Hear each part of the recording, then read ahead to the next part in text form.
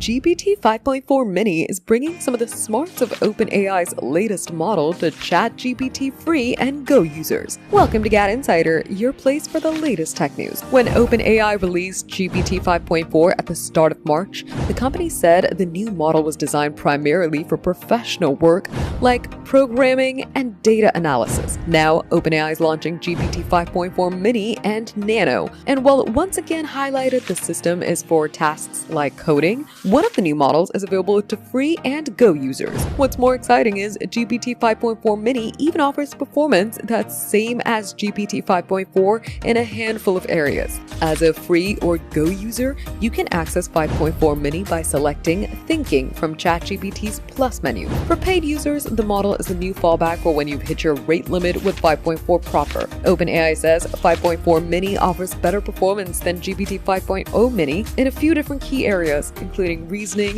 multimodal understanding, and tool use. That means 5.4 Mini is better at making non-text inputs such as images and audio, and has a more understanding of how to search the web. And it does all that while running twice as fast as its predecessor. As for GPT 5.4 Nano, OpenAI says it's ideal for tasks such as data classification and extraction, where speed and cost efficiency are top of mind. If you're a ChatGPT user, you won't find the new model in the chatbot. OpenAI is making it available only through its API service. The company wants developers to use more advanced models and give tasks to GPT 5.4 Nano, and that's reflected in the cost of the new model, which OpenAI has priced starting at $0.20 per million input tokens. For more updates, subscribe to GadInsider, like and share the video, and don't forget to press the bell icon so you never miss any update.